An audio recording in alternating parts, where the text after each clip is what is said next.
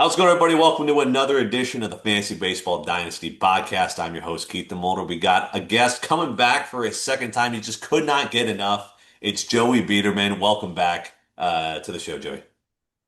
How's it going, guys? I'm so happy to be back. I know everyone loves to hear what I have to say. That's right. That's right. Everybody, they were clamoring. The folks, they were asking, when are we going to get JB back on the pod? So we're back better than Understandable. ever. So a couple weeks have passed since we last talked, and I just want to let's share the screen and get right back into it. So just a little Winterfell League recap. Um, when we last talked, you were the unluckiest team in the league. Now you are the league's get right game, which doesn't feel apt because you are 3-3 right now. So I know we talked about it on the last pod, like with T-Flow. So is the name going to change since you started winning? I mean, what's going to be the new name? I do have a workshop of a name change because it is, as of right now, not very accurate. So there will be a name change probably right after this weekend's. And I can't disclose it. It'll be a surprise to everyone. Gotcha. Okay. Okay. So new identity coming for Team Joey this week. Yes, yes. Gotcha. Everyone should be on the edge of their seats. I for one definitely will be. But yeah, currently just getting a little quick recap of the league right now. Yeah, your team currently number two in terms of total points scored this matchup with 312. We're right behind you at 304, but then obviously Tommy with 362 points thus far. I mean, Mhm. it's looking good for you. I know that T-Flow has four starting pitchers remaining. You don't want to jinx yourself, but yeah, curious on your thoughts on your team this week. Yeah, I mean, we were looking great until last night when I had four pitchers go, and I mean, no, 2 nights ago because McGreevy went last night. 2 nights ago, I had four pitchers go, and I think they totaled like 20 points or something ridiculous like that, and that just kind of set us back big time because going into that Friday or Thursday night games, I was sitting pretty. I felt good about it. And then everyone, except for Dolander, lost his win because the Phillies decided to score, what, 7 runs in the eighth inning or something like that. And I was really banking on that. So I was feeling a little bit more confident. I don't think T-Flow has four pitchers left. I think he's got, well, I mean, like, I don't know if he has four starters coming up. But I know Schlittler is probably going to get him at least 15 points. So I'm really hoping Chase Burns gets this win. Um, and then on top of that, Taj Bradley went down out of nowhere. That's So I right. lost a starter to, I guess, tomorrow. So I think it'll be close. It'll be close. It definitely won't be a gimme like T-Flow had stated in the last pod, which was crazy coming from him. But yeah, it'll be close. This will probably be my closest week so far. Right, right. But hey, I mean, you're in the lead right now, which is a lot more than half the league can say. Yeah, tough stuff when you have Detmers not getting the run support. I mean, we're seeing that Yeah.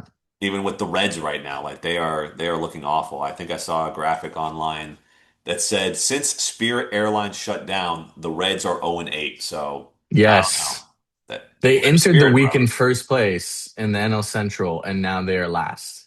So yeah, Baseball is a crazy game. But yeah, baseball's crazy. just a quick little recap of the scores. Let's go down the list here. So we got the Bahds on top of Tyler 305 211. It's Noah right now on top of Team Nate 195 149. Tommy, as you mentioned, 362 over 291 for Newman. Zane on top of Bouchard 270 to 232. Obviously, Joey on top 312 to 270. And then it's Travis on top of Team Nick 190 to 140. So majority of this pod, it's not necessarily an end of the week pod since we're recording this on Saturday afternoon, but we're Mm, talking about some fantasy kind of ideas, if you will. Kind of a little bit like we talked about with Tyler. So today we're bringing up conservative versus aggressive approach. Which one is better? I guess I'll start with you, Joe. Like, I know, I feel like you and I are both guys that are kind of, if you got them, smoke them kind of strategy, but curious, yeah, which do you feel like is a better approach to play it safe or go for it all? I mean, it just depends. It does depend a lot on where you're at in the standings and where you think that you'll probably end up at the end of the year, and make that determination if you want to be more conservative or aggressive. But when it comes to lineup construction week to week, I think you're obviously one of the more aggressive lineup makers throughout the week because you're picking up guys at the end of the week, trying to get a few extra points, flipping guys, and then taking a flyer on some pitchers at the last minute to see if you can pick up a few extra points. And that's very aggressive. I would say I'm on the more conservative side when it comes to that, especially now that I have a lineup of pitchers that I feel pretty confident about, Hmm, almost every single one of them, besides Andrew Abbott right now. So, right. um, but I don't feel comfortable enough dropping someone, a pitcher, um, or maybe even a hitter right now, and thinking that I'll get them back just to pick up a pitcher for the end of the week. So I say I'm more on the conservative side. I don't know if it's necessarily better. I have seen you be aggressive and come out on top just being aggressive. So it's you're definitely you're definitely gambling, being aggressive. But at the same time, if you stand pat and you got three more slots for starters, but you only have one slated to end the week, and you're close, like, are you willing to bank it on your hitters to make up for it? I probably would, and that's probably not the best answer. But um, I think us talking about it is a pretty good uh, juxtaposition because you're very aggressive and I stay trying to stay conservative. So, what are your thoughts? Yeah, no, it's all fair points. I think it really comes down to, like you mentioned, everything depends on everything depends on everything. But, if you're a team like, like Bouchard or even, Zane when his team's healthy, like you have the luxury. I was noticing this kind of trend with Alec that he has no issue dropping a starter after a starter's done well. Like he Yeah, picked up Patrick Corbin, got him a 13, and he dropped him right then. And I'm not saying Patrick Corbin is a guy you necessarily need to roster, but you look at right. his recent games, 16, 12, 6, 13, and you think, all right, like he might be a guy to get double digits. Some other teams they might keep because I desperately need a starter.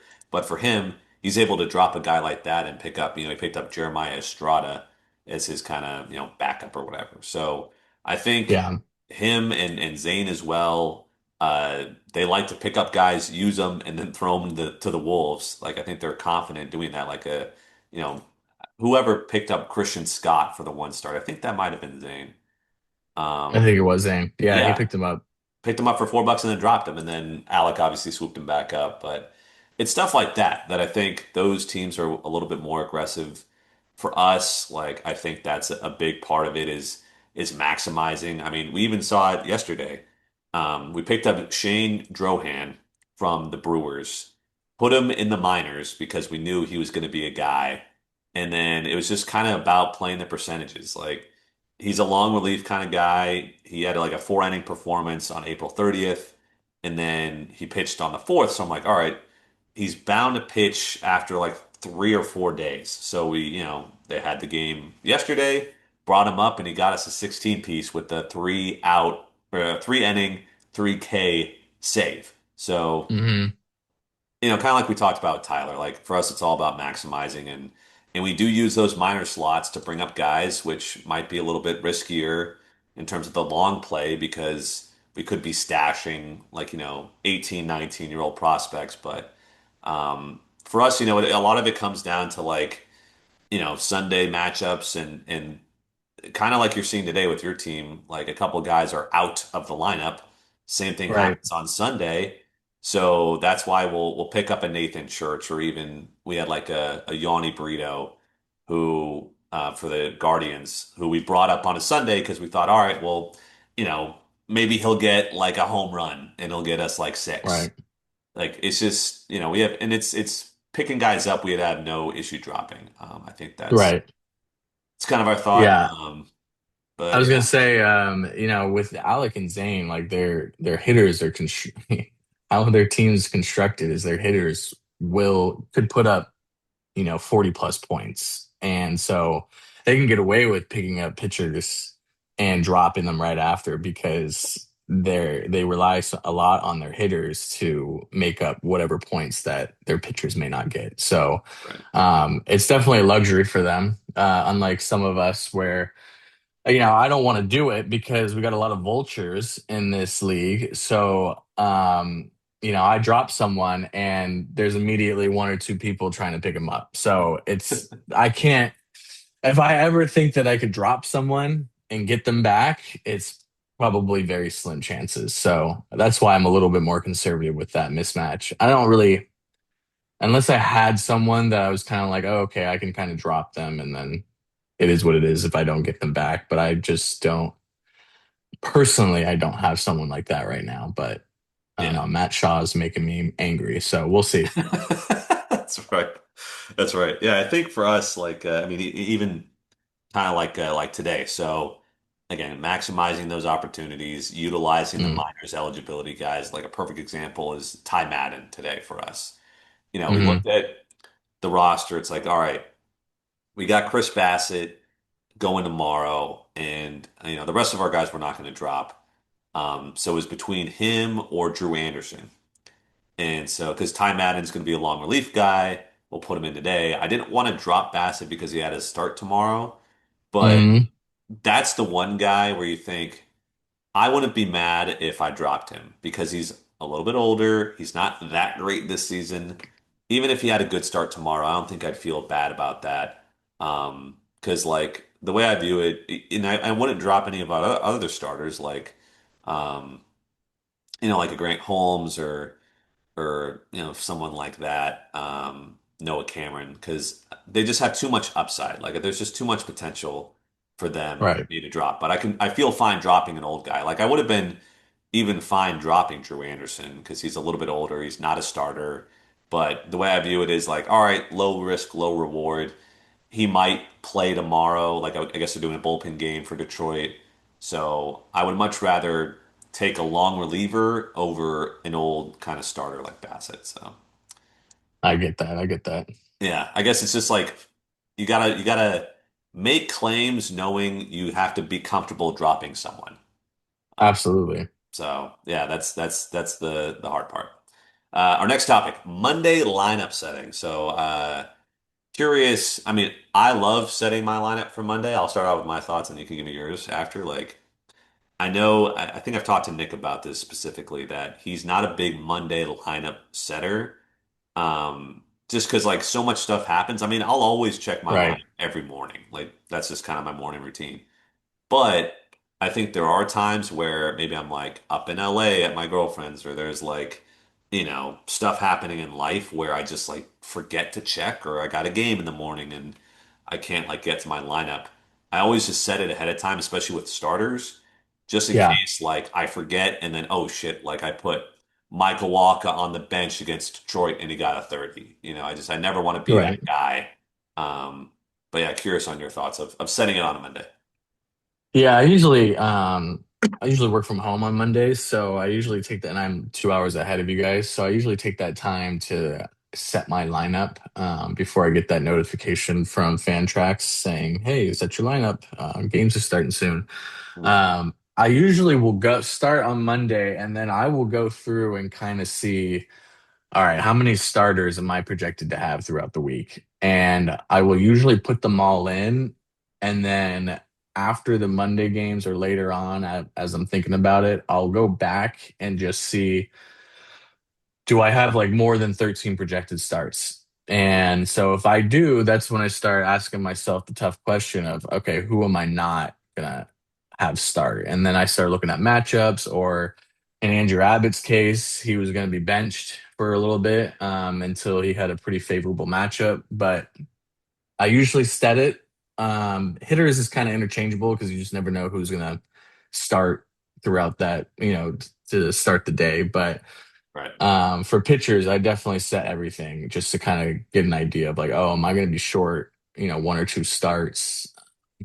Do I need to make some sort of change or pick up a pitcher that might start just to get to at least 12? So, um, yeah, I mean, I personally set it all up throughout the week on Monday, just in the hope that one, I don't miss anybody because I'm busy or something, because, throughout the day, everyone gets busy. So you never know what happens. And then two, I just try to see the projected starters. So, I just base it all on Monday, and then the batters I'll interchange whoever's sitting out. So I agree. I agree. Yeah, I think part of the Sunday power hour, so to speak, for the Bahds is a lot of that is looking forward to the week and saying, all right, who's got a two-start week, which I feel like is just even less and less these days. Like rarely am I seeing guys get two starts for my team. I would it's love to. that Thursday night, man. They all have an off day, so it's technically like 5 days in between their starts. So it's every sixth day. Yep. So you just kind of get lucky at that point. It's frustrating. It's frustrating. Like even this week, that was kind of a thing that we were sweating was seeing how Tyler had multiple of his good pitchers having two starts. Hmm. Thankfully, we're up by a little bit here, so we got some breathing room, but that's a worry come tomorrow. It's Sunday and he's got a couple guys on the mound who can make it, make it a tough week. So I've never got that fun. same problem with T-Flow. He's Yeah. got Schlittler starting twice, and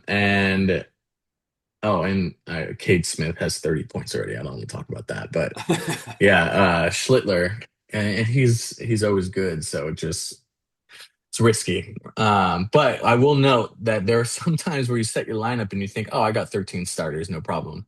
Yeah. And then Sunday comes around, and then they push back your starter to Monday, Yeah. and you're like, I am not prepared for this, and it's always at the worst time, and they do it like in the last minute, and it's had that happen, and I really nothing I can do.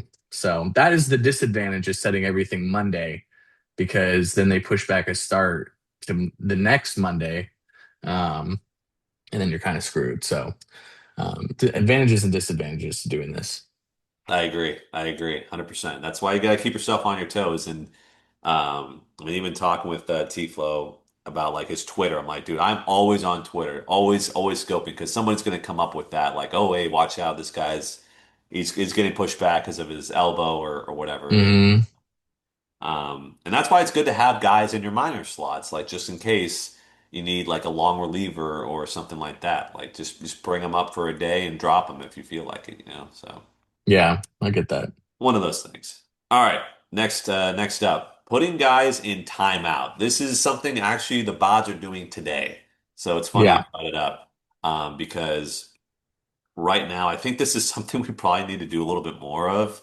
Yeah, sometimes we do the if you got 'em, smoke 'em method, but there are mm, times where other guys are playing kind of like garbage, and you got to put them in timeout. Like we're putting Spencer Strider in timeout today, mainly because of the matchup. It's the Braves yeah, at the Dodgers in LA, yeah, nighttime game, and last time out, yeah, he got six strikeouts, but only went three and a third, gave up three runs. He got a one piece because thankfully the Braves scored. So yeah, he could have gotten a -4. He's coming off injury. I'm not super stoked about it. We're up by a lead. I'm okay with putting him on the bench. Um, there's sometimes where we will do that, like especially I think it's like if a guy has like three bad starts in a row, we'll sit him for the fourth. And if he does well, then we'll yeah, bring him back up. But I actually had kind of this issue with Aaron Nola. And that's also, again, every start I feel like is also matchup dependent. So, I mean, Aaron Nola, he also never gets any run support. Like he always is losing by, like when his team scores yeah, one. But he had a four, a -7, and a -7. So a couple bad starts, a couple of losses. And hmm, he was facing Miami. He was like, "Ooh, do we put him in timeout? Do we sit him?" And again, we just decided like, no, this is Miami. Like, Miami has a good offense. Don't get me wrong, but I don't know, right. something about it just felt good. And so we started him, and he got a 23. So again, I think it depends, but I'm not opposed to putting guys in timeout. What about you? I'm a big advocate for putting players on timeout. So, I mean, and you get shot in the foot sometimes. Like sometimes you're right, sometimes you're wrong. There's really no yes or no answer, 100% yes or no answer. But Right. I mean, like guys like I mean, hitters. I carry Carpenter. He's on timeout and for the foreseeable future. So I don't even care that Ballesteros is out today. Kerry Carpenter will not start in his spot. So that's kind of like I'm like if you're on timeout, you're not getting in the lineup until I start seeing consistency. So Kerry Carpenter's a current in the corner right now. Yeah. Matt Shaw was in there for a little bit. If Curtis Mead was starting today, it doesn't matter. Matt Shaw's out too. But I Mhm. had switched Curtis Mead with Matt Shaw, thinking that Matt Shaw was starting, and he's not. But he's currently on timeout. Andrew Abbott was on timeout. And I missed one of his starts, and it ended up being all right. I think he only got like 4 points. Mm. And then I did. This is where I distinguish timeout to like just benching guys purely on matchup. So like Liberatore and McGreevy both had starts against the Dodgers recently. Right. I think I was playing first Ranger.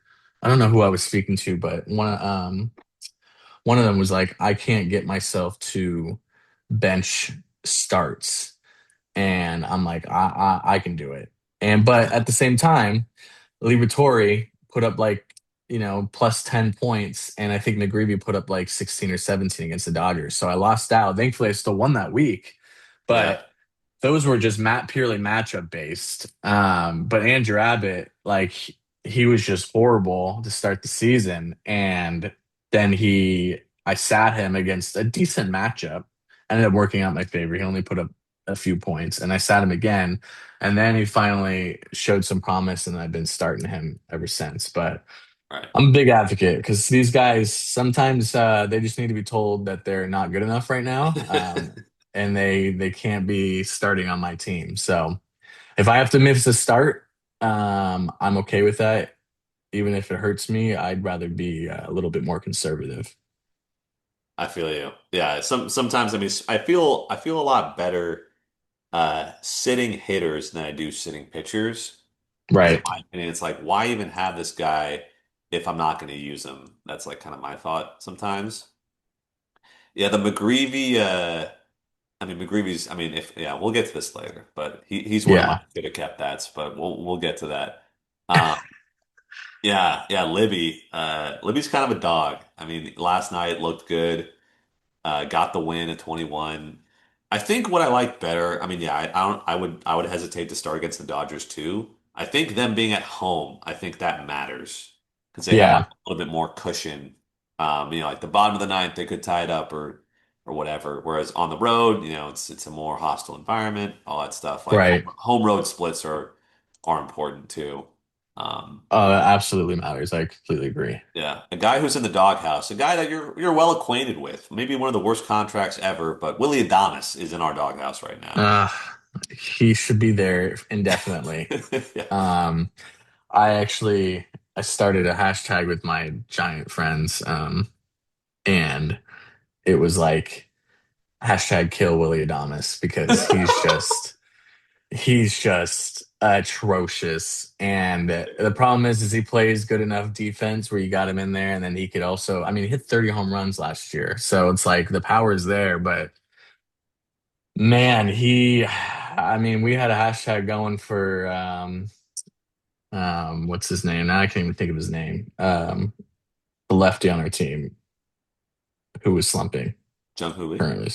No, he's been great. Well, I actually before he when he was slumping at the start of the year, I had started another hashtag for him, and then he started hitting. So um, Devers, Oh yeah, he had a yeah. hashtag going out for him that I created, and he's now starting to hit a little bit. But And now you're on a watch list of a different kind, maybe an FBI watch. yeah, yeah. I mean, you got to put the asterisk for the eyes, so you can't really search it again. We've all thought it. We've thought of these things. So, um, yeah, Willie Adames should be on timeout until he starts producing full. Yeah, And yeah, I agree. No, it's. I mean, and the issue was like last night. I thought about it. It was between him and Sung Moon Song, and I'm mm, like, damn, like, I had a feeling. And the thing is, you got to trust your gut. You got to trust your gut.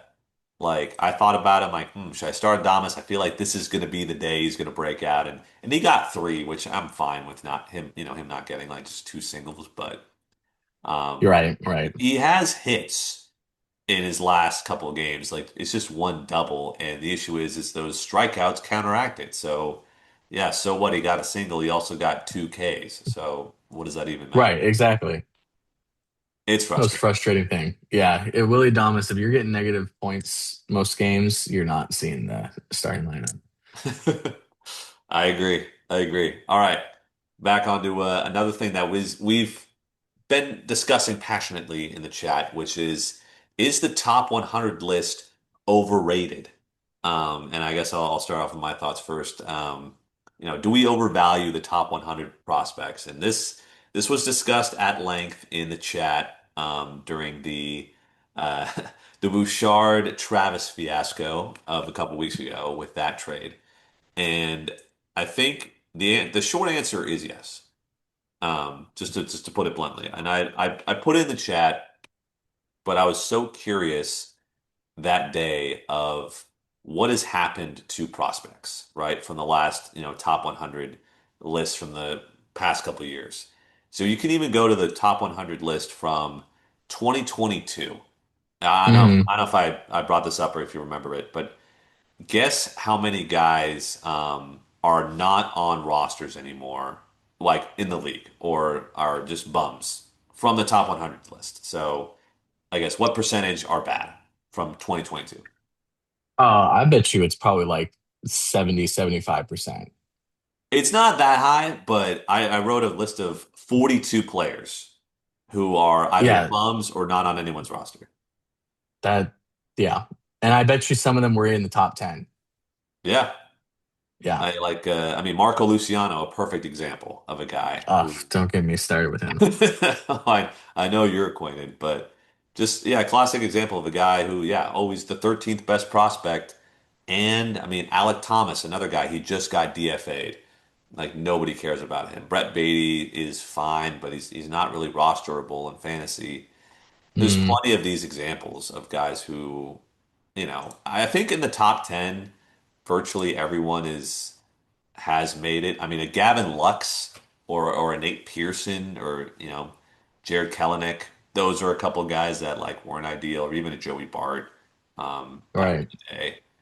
But yeah, I think we do overrate the prospects. I think that um, there is talent. There's no denial that like some of the top prospects are some of the top players in the game. Paul Skeens, obviously, one of them. right. Um, but yeah, I think like just because a guy is on that list, it doesn't automatically mean he's going to be a dude. Um, so yeah, I agree. I don't know. What are your thoughts? I My thoughts, I've got plenty of thoughts about this, talking to all of you in the league about trades.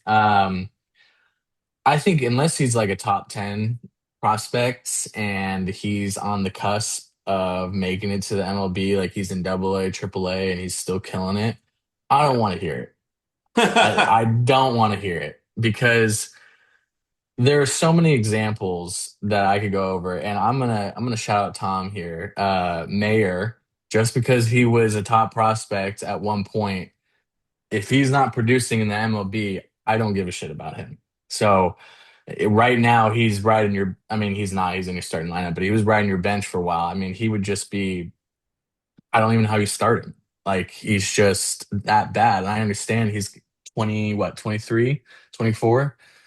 I understand he's got potential, but like he's in the major leagues right now. So like you can't just stash him in your minors. You got to keep on your lineup and he's not startable. So I don't know. There's just so many examples. Like, I mean, you take risks. There's obviously a lot of talent, like Roman Anthony. very good talent. Paul Skeens, obviously very good talent. Like there's gonna always be people that are prospects that are gonna actually come to fruition. I mean, Alex got probably 10 of them and Zane's got 10 of them too, right? So um it's definitely a gamble and you can definitely lean on it a little bit, but don't tell me like he's a top 100 prospect and he's like number 85. Like that means nothing to me because I could maybe never hear about him ever again, right? That's right. So, I mean, it's all opinionated, and I think after, like I said, after I was being a little overzealous, but probably like after 15, it's kind of turns into a crapshoot because then you get some guys that aren't even on the top 100, and then they make the team and they start killing it. So it's like Yeah.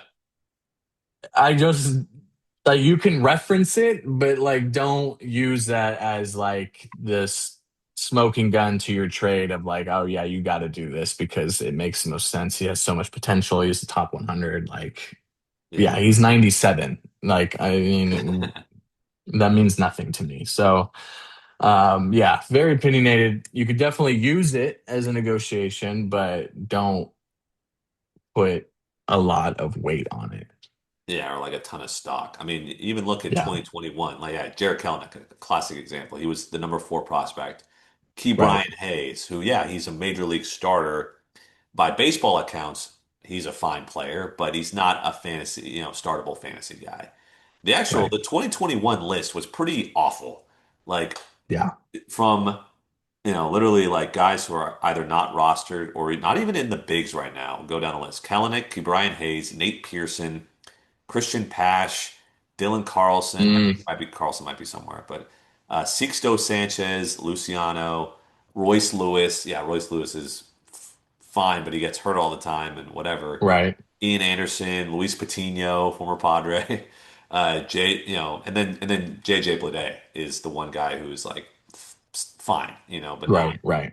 not anything fantastic. So yeah, Yeah, I mean, it's a great. I'm kind of referencing like, I made that trade for School Bowl, which I want to note that everyone called me a madman that I thought that he'd get injured at some point, and look at where we are. But anyways, like I traded for Max Clark, who has consistently been pretty much in the top five because he was young, he's 19.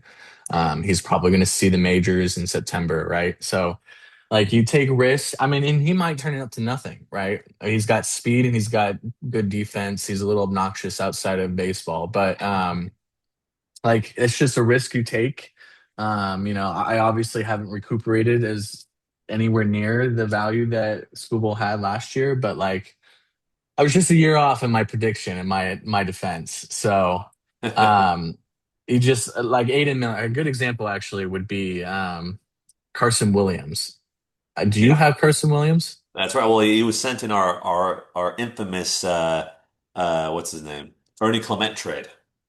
Oh, that's right. Yeah. So, I mean, Carson Williams, like he was top 10 for the longest time. He was getting close to the MLB. Yep.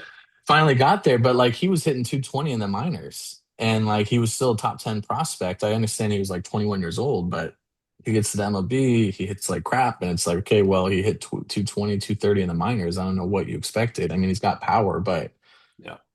you don't hit well. Like you're not going to see the majors for very long. So it's just,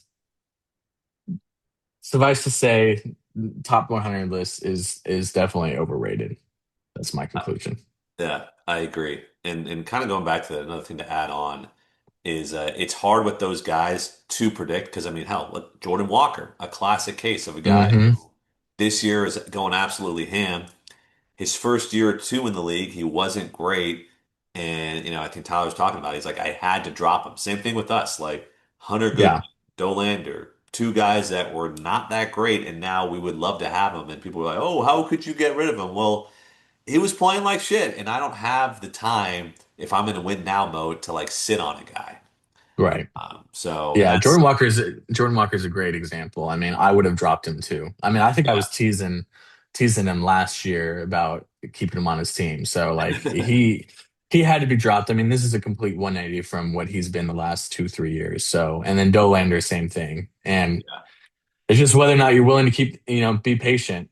I mean, years of patience, and I can totally understand those two cases why they could be dropped. So, Yeah, it's hard. It's hard also when these guys come up so early when they're rushing mhm, along. I mean, even Carson Williams, like, or some were saying, I know, Holiday is not like he's not done. His career's not over, but there were right, some thoughts of like, oh, did they bring him up too early? Is he washed? And right. was he overhyped? And it's like, dude, these guys are only 22, 23. Like most MLB players make it like in their late 20s. So, um, Bryce Eldridge coming up yeah, 21, so we'll see what happens.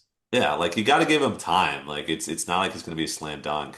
Um, you just wish that the minors eligibility was like a little bit higher, but Yeah, that's just the way the league is. So yeah. anyway, moving on to our next topic. You put it out here on. We have a little Google Doc as always. The category is Winterfell redo, which is if we started the league over. I'm guessing from today, what would I have changed about my strategy? So yeah, curious. I'll start with you. I know, like, kind of off rip, you were kind of going to be the young team. Would you do that again if we drafted tomorrow? So this I had brought up to you because I felt like it was a very interesting conversation of like if we literally had this draft over again to draft our starting lineups and all of our prospects, like how would you go about your strategy? And my strategy, I still felt very good about it. Julio, obviously, I was going to take Bobby Witt. That was going to be my pick if Noah or Nate didn't take him. Right. Obviously, he did. And I was still happy with Julio. I still am. I mean, he frustrates the hell out of me because he just consistently starts horribly, which is crazy at this point. Um, but like, I was pretty happy with my draft. I mean, obviously, School Bowl schemes back to back, I felt really good about.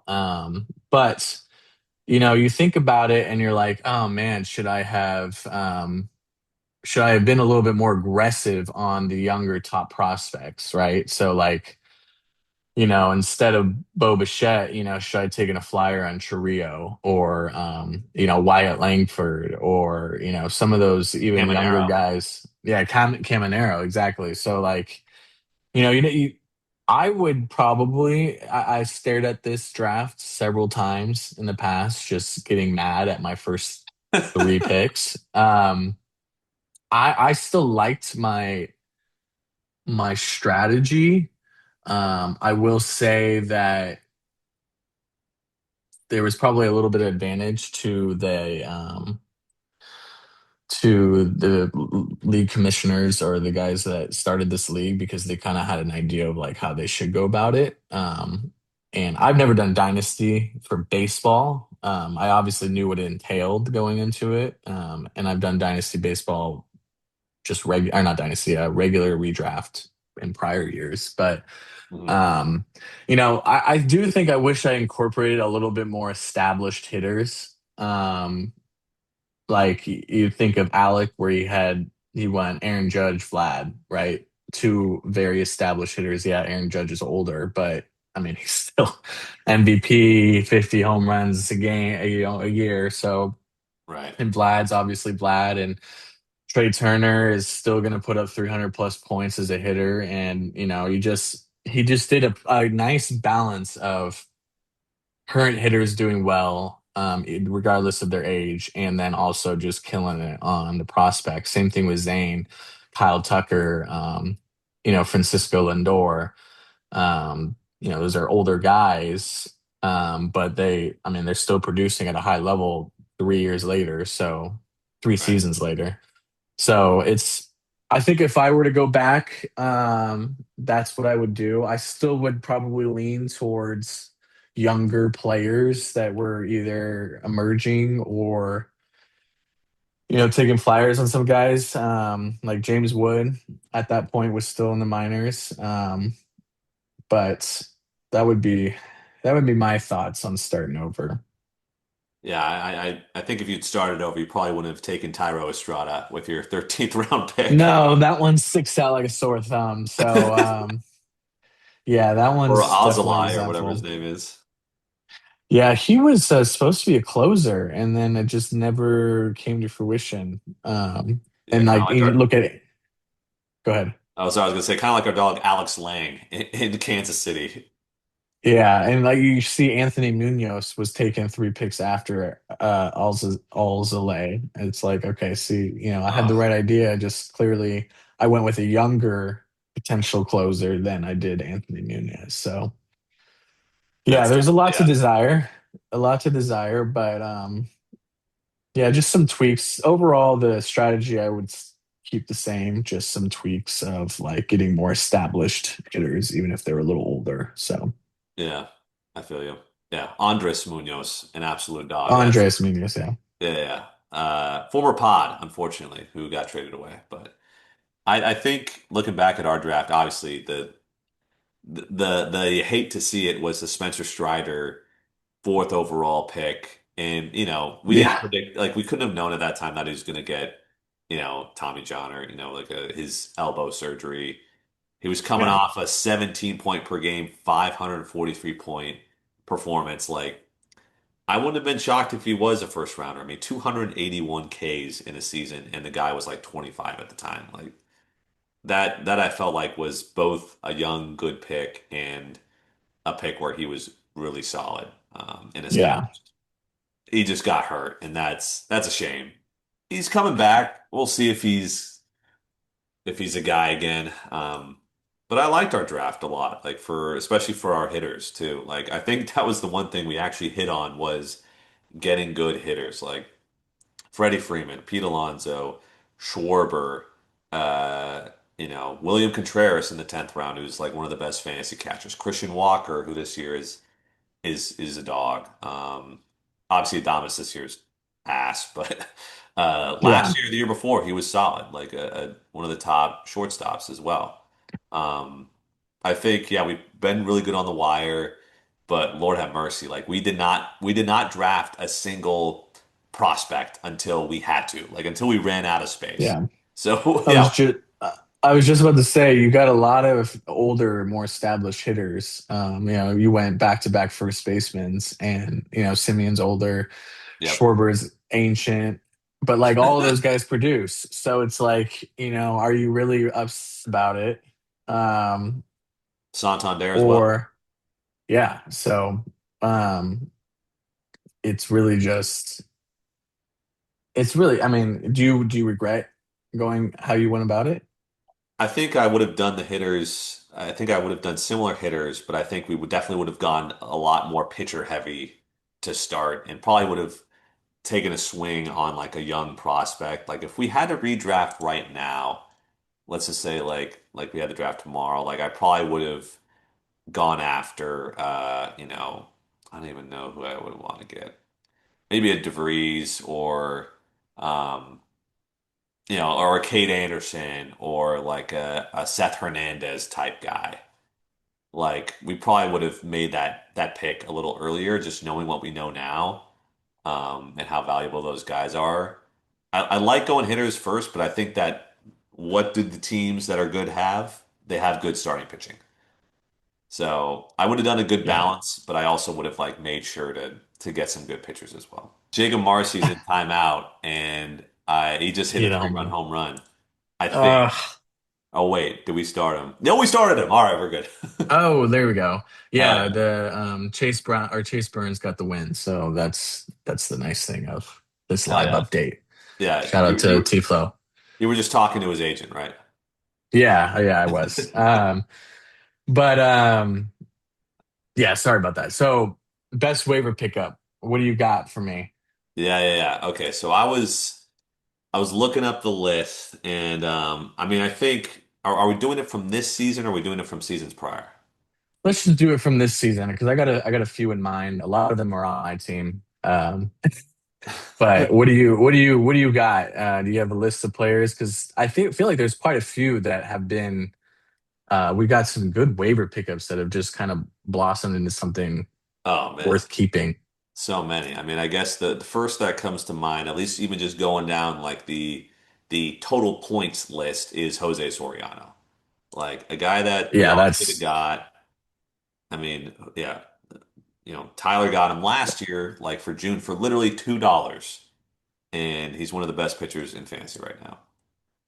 Like, Yeah, that's an easy one. yeah, like Definitely. He had wasn't even on bad my couple, radar. yeah, like had a bad couple games recently, but like to start the year, no one was better. I mean, getting like back-to-back 10K performances, like he's a strikeout guy. I mean, we had him on the bots, like because he was like a decent pitcher. He throws gas. He's got like a really good sinker. I liked him, but yeah, just a guy that has really blossomed this season. Yeah, Yeah, Davis Martin.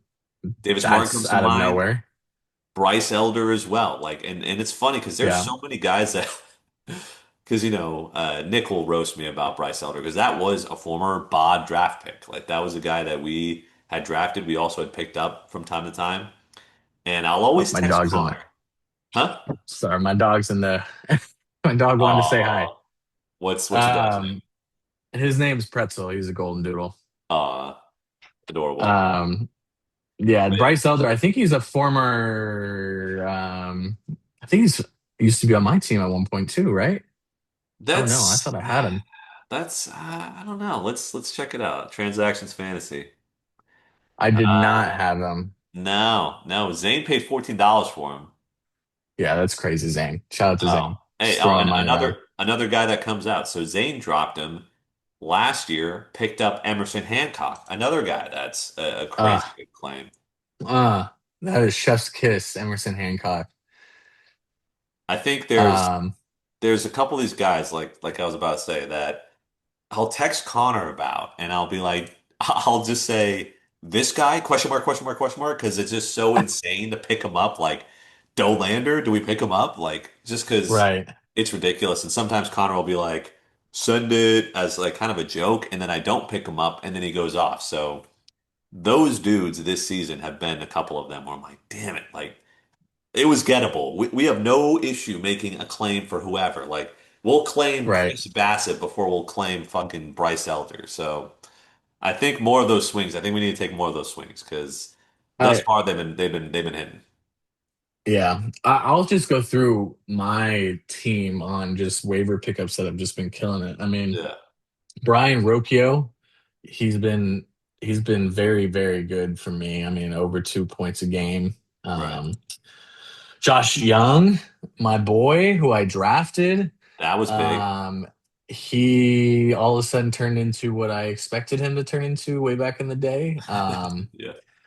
Let's see. Cole Young was part of a trade, but he's been pretty serviceable.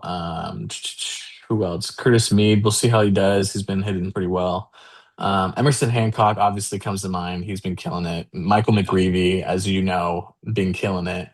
Um, Chase Dolander, been killing it. Aaron Ashby ended up being the best long relief pitcher in the game. Picked up Reed Detmers, Matthew Liberatore, Joey Yeah. Cantillo. Like I got, there's a lot of luck. I'm not going to say that this was all planned, but I did take a flyer on Reed Detmers before the season started. In my defense, and I did the same thing for Liberatore. These are And all I think former I got bots, bro. If anything, like I should be the one with bad luck. You're picking up all of Yeah, our well, that's guys. the thing. That's the thing about being aggressive is, you may potentially lose out on these guys due to impatience, and um, it's just, that's why you got to find a happy medium. It's cool that you have two people running your team because hopefully, what's the name of the other guy that's running your team? Connor. Connor. Hopefully, he's a little less aggressive as you, and you guys can kind of counterbalance each other because, I hate to see McGreevy leave your team and Liberatore leave your team. And did you have Joey Cantillo as well? No, I thought about it, but Reed Demers was a bot at one point. Yeah, and Reed Detmer. So like, I take flyers on them because as you can see, I have a laundry list of pitchers injured. So Right. it's just happened to work out. McGreevy's a dog. I was not expecting him to play as well as he is. Reed Detmers was slated to be a long relief, and then they wanted to see if he could do well starting. That's kind of worked out decently well. Yeah. Um, Liberatore, same thing. He had a tendency of going like 4 innings last year. I mean, he still kind of Yeah. does that, which irritates me. But like the stuff is there when he has it. He just does throw a lot of pitches. So I mean, He's a nibbler. yeah, he's a nibbler. He's not attacking the zone as much as I would like my pitchers to, because he's got the stuff to do it, and he throws like I think 94, 95. So Yeah, um, classic lefty. those, yeah, and those are just the guys that I've picked up that have happened to work out. But as you mentioned, I mean, was Peter Messick? Was he also a Parker pickup Messick. this year? Parker Messick, sorry. I No, he believe was he was actually 2025. a yeah. That was from last year. The name that comes to mind in terms of like, I mean, we've been talking about a lot of pitchers, but Ildemaro Vargas for T-Flow, Yeah, and that guy that's big. coming out of nowhere. I mean, lately he's been a little bit colder, but I mean, dude Hmm. has over 100 fantasy points, and the guy's what, he's like 34. Just wild sort of pickup for him. Riley O'Brien for Yep, First Ranger. that was He's big. been the best closer in baseball right now. Yeah. Who else? Just looking at Louis Miguel Varland for Team Vargas. Nick as well. Those are a Yeah, couple Louis guys that could have Varland. been got. Like as much as I would have loved to, because Louis Varland was a draft pick by us because he was formerly a starter for the Twins back in the day. I thought, all right, like he's got potential. He threw a lot of innings last year. Like let's see what he does, and he was bad. Um, Yeah, former former get right game. Landon Roop. yeah, what the hell Um, happened to him? he was good. Like he was decent last year, but I just didn't know where he'd fit in, and like he wasn't great. Don't get me wrong. I Yeah. mean, we put up 171 points in 22 starts. He had a 3.8 ERA, which is good. I mean, that's definitely serviceable. But he did his walks were a little higher than I would like compared to his strikeouts, and I just wasn't convinced. But someone was. Noah was, or Nate was Nate. convinced, and good for Nate. Yeah. I mean, he's and this season he's bumped up the Ks. I mean, 43 strikeouts and 39 and Yeah. two-thirds. Every game he's going for 6 or 7 Ks, which is good for your Giants. If only they could actually score some runs here.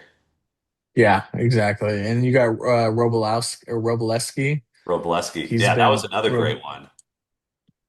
He's a guy that never gets any Ks, but he will he will go 6 innings and shut you down. yeah, yeah, I think I said something in the group chat. I was like, is he going 5 or 6 innings without a strikeout? He did, yeah. Literally, it wasn't. Yeah, it was last start. 6 innings, 6 hits, 1 walk, no Ks. Yeah, that's crazy. Another guy, Gregory Soto, now is the closer for Noah.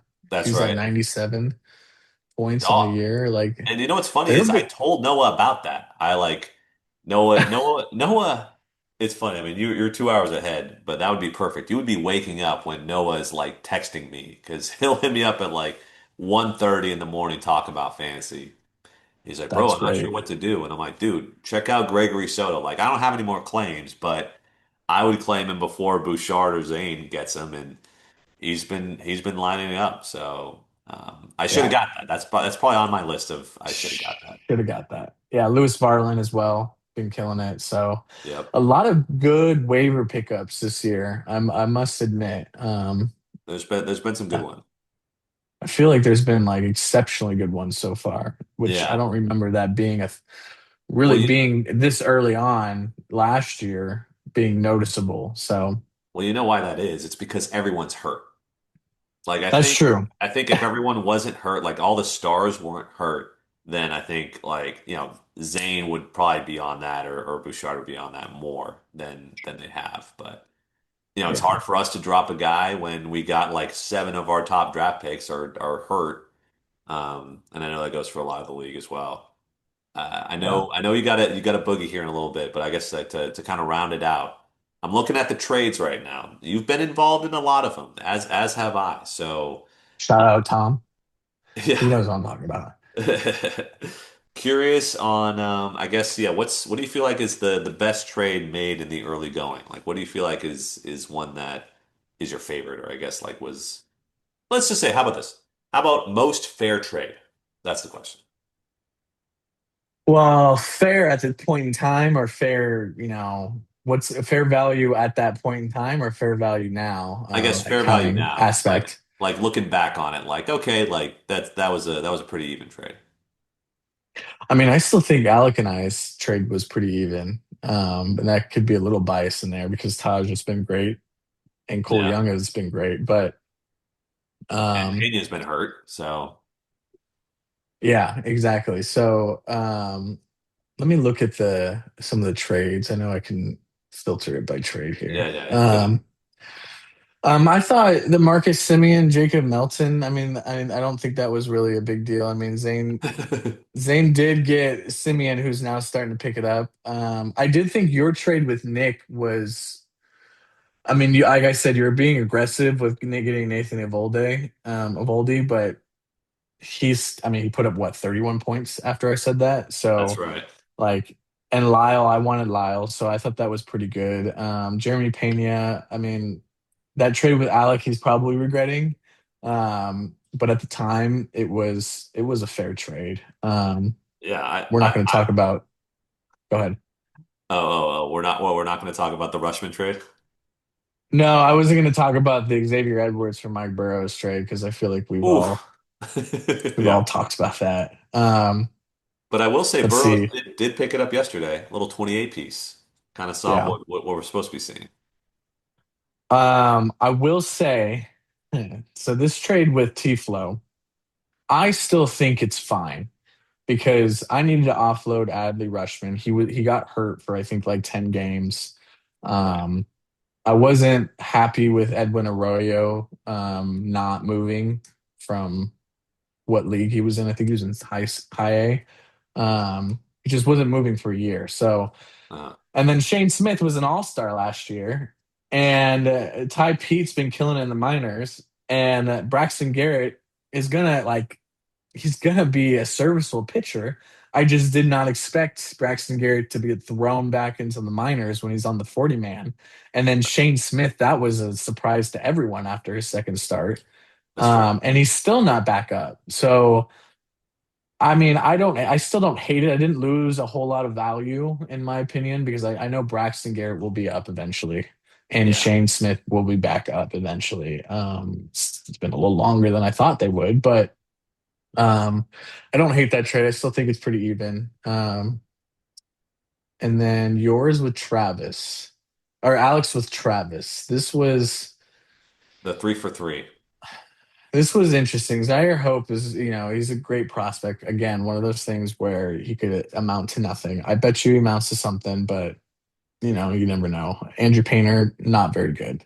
Gleyber Torres injured, decent. You got Robbie Snelling who took Braxton Garrett's spot, and so I hate him. Um, but he'll probably be pretty decent on that team. Durbin, I was never high on. Right. Austin Riley had a slow start, but it seems like he's starting to find a stroke again. So I thought that was pretty one-sided to Alec, especially with Painter now looking back at it, but we'll never know. I guess we'll never know. No, again, I was vocal about it in the chat, and I know that's something that Travis is somewhat testy on, understandably. But I never was a fan of Painter. I mean, the guy had a 5 ERA in AAA, and yeah, he had a good first start. He had a good third start, but since then he's gotten -2, -8, -18 against the A's. So Yep. he's been walking guys, he's been giving up hits. Obviously, yeah, not a ton of run support, so he's getting a loss, but still, I don't know. And we could see maybe next year he turns it on and he's fine, but I think like Snelling wasn't just a throw in. And I think Riley, as much as he does have bad games, he does have games where he goes off for a homer. I mean, or he hits a Right. double, or I mean, he's a part of like one of the best offenses in the league, and he's still young. He's still 29. So, Yeah. and he's a former 400 point guy. That was kind of my thing. I'm like the track record is there, um, but I know both sides are it is what it is at this point. But yeah, I think Yeah. we had to put a bow on it. Like my favorite trade, obviously, is the Nathan Eovaldi Dalen Lyle trade because we need Of pitching. course. I think in terms of the most like even, I'd say maybe the Dalton Varsho Jonathan Aranda trade from Zane to Nick. Yeah, of course, Zane got the more value so far out of Aranda, but Yeah. um, just typical. But yeah, I would agree. That I was looking at that and that seemed that I mean, you could also say the Santander for Estevez because they're both injured. Because they're both hurt. Um, Yeah. but yeah, I would agree with you. That's probably the more even trades that have value. So, Yeah. um, Very but true. yeah.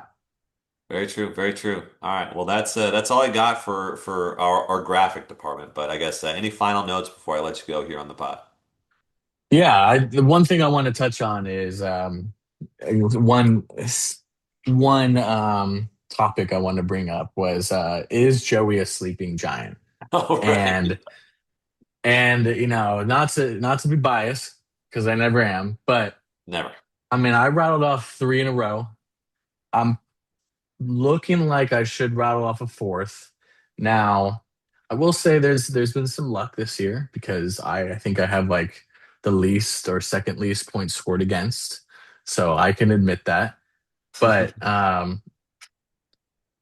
I mean if my pitching continues the way it is and I get back Schwellenbach and Jackson Job and a couple other players, like, if Teal ends up being what he was before he got injured in the WBC, which I'm still upset about. But, Right. um, if I get Joe back and Schwelly and Taj comes back and he's still the same, like I'm pretty stacked at pitching and young pitching on top of that. And if Braxton Garrett ends up being, serviceable, like I will be looking to trade pitching because I'll have too good stuff. So and J.R. Ritchie's Yeah. 22. Like he could be something. Like Been a I mean, dog. my oldest pitcher right now by a lot is Mitch Keller, who's also having a fantastic season. That's right. Um, so I will have some trade bait, that's for sure. But Okay. I do want to mention that Mitch Keller has a lot of value for the top five teams. So he's going to be serviceable. He's going to get points. So just keep that in mind. But I'm holding on to him and not just giving him away for a player that might amount to nothing. Hashtag Tom. Um, so, and I will say that I know I'm teasing Tom, and you don't know anything about it, or maybe he's mentioned something to you, but Don't know. We've we've exchanged texts for the last like 2 or 3 weeks, and trying to get a trade together. And he, in my opinion, is one of those overvaluers. Okay. And he wants Mitch, and unfortunately, Mitch is just stringing together too many good games, and the value that he's giving back to me would not be beneficial in the current term. So. Mitch Keller has signed a no trade contract with me to not trade him to Tom. No trade clause, sorry, to Tom. So Mitch Keller will no longer be on the board for Tom. But for anyone in the top five that's making a push, Mitch Keller will be there. And we can make a trade, but I'm not going to just give him away. So, um, be on the lookout for when Garrett gets called up and Taj is back and Schwelly's back in the mix, and I will be there if someone needs a pitcher, so we can all use pitchers. So that's all I will say. And if Okay. my if I get some good young pitchers that are pitching well, I'm gonna be set for the next few years. So my ROI is starting to come together. Just took a couple years. Yeah, exactly. Um, Got to trust the process. but exactly, you gotta trust. I got J.R. Ritchie, Paul Skeens, Chase Burns. If Dolander keeps it up, um, you got. I mean, McGreevy's 25. Taj is 25. Job is 23. Schwelly's 25. And then don't get me started with my prospects. Liam Doyle. He's been Woo. Seth Hernandez, I should have taken him, but Yeah, yeah. Quinn Matthews, what um, he's been doing lately, huh? Quinn Matthews, he'll be there. Don't worry about it. Gage Jump, he's 23. Elmer, he's already seen the big leagues. He didn't have a great couple of starts, but at least he's seen it. Yeah, Shane yeah. Smith, I mean, he's still 26. Jonah Tong, he's seen the bigs. That's I'm right. waiting for Wettinger. Like I Yeah, got him that from was you.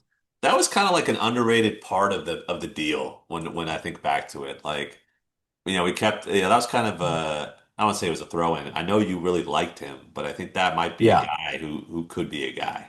Same with Brito too. yeah. I don't know what's going on with the Mets right now. Like they could use Jonah Tong or Wettinger. Like I don't. Have I, you seen Wettinger's stats right now this year? yeah, he's been a dog. Yeah, that organization frustrates me. So, I mean, but we got to play anyways, Kodai Senga. We got to play Kodai Senga. we got to play Senga, I guess. We just got to lose every game he starts, but I guess that's the right thing to do. But anyways, that'll conclude my thoughts. Everyone can make their own deduction from what I am. I don't think I'm a lipstick on a pig, which was crazy. Um, I just think my pictures are starting to come together, and I think I'm going to surprise some people. Yeah, I mean, you're That's definitely all I got to surprising a say. lot of us right now, and also That's all I got to surprising us say. by still having Braxton Garrett in your starting lineup when you could just put him in the minors. I don't I understand got why. no spot for him in the minors. Who do I You're saying drop? everybody in your minors is going to be a player. Caden Bodine. I just picked him up. Yeah, he's going to be a dog. I I mean, promise. I did like the Jacob Gonzalez pick. I did like that. I was a little bit upset that you got him. He was on my watch list. I mean, there is one guy that is very close to being dropped, and it's because I know I'm falling back on it. It's because of age. So I will leave Oh, it at that. oh, CJ Kafis, I'm Um, guessing. Yeah, CJ Kafis, man. I mean, it's one of those things, like I said, you get into the majors, you're doing decent in the minors, get to the majors, you don't do well, there's not a spot for you. You're already 24, turning 25. Like, just there's not a spot for you. Hey, this is a 23 and younger kind of squad, unless you're Quinn Matthews. So it's just, yeah, you can't be that old and not make the majors and perform well. So, anyways, I digress. All right. Okay. Well, I mean, will there be a claim tomorrow from you? I know you got two left. I mean, you got a roster spot, so that's my whole thought. Um.